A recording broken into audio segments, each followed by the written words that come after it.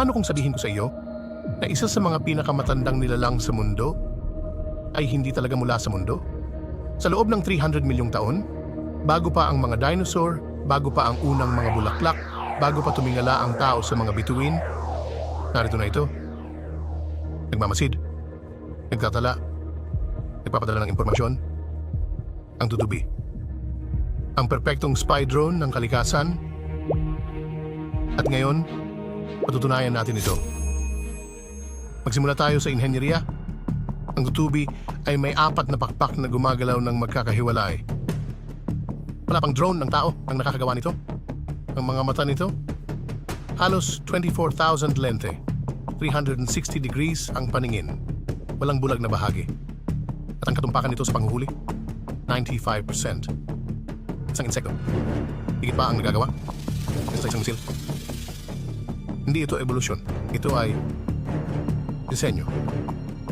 Halos 3,000 uri ng tutubi ang nasa mundo. Sa halos lahat ng kulay na maiisip mo.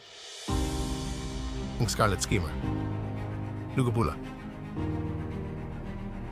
Ang common green dana. Parang circuit board. Ang roseate skimmer. Imposibleng kulay rosas. Ang Halloween pennant. Amber, nababala. Ang azure hawker. Safirong asul. Nakatalaga sa Arctic.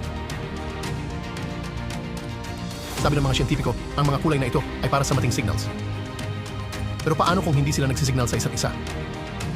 Paano kung mga signal ito? Pauwi.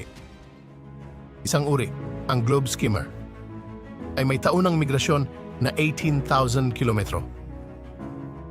Tumatawid ng buong karagatan. Mag-isa. Pinakamahabang migrasyon ng anumang insekto sa mundo. Pero bakit tatawid ng karagatan ang isang insekto? Walang pagkain. Walang masisilungan. Wala ni isa sa mga kailangan nito bilang isang nilalang. Maliban na lang kung kumukumpleto ito ng isang circuit. Kaya ano ang kanilang pinagmamasdan? Lahat. Ang pag-usbong ng unang tao, ang pagsilang ng mga lungsod, mga nuclear test, ang unang radio signal, bawat digmaan, bawat taggutom, bawat pagkalipol na tayo ang may gawa. At kung ipinapadala nila ang datos na iyon kung saan man, may isang nilalang sa labas na mas nakakakilala sa atin kaysa sa sarili natin. Siyempre, ito ay isang teorya lamang. Ang tutubi ay halos tiyak na isang insekto lang.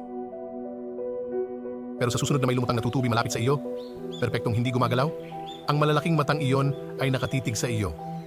Itanong mo sa iyong sarili, bakit kaya ganoon ito tumingin sa iyo? Ito ang episode 1 ng Wacky World Tales Dragonfly series. Like at subscribe kung gusto mong malaman kung ano talaga ang kanilang kinokolekta.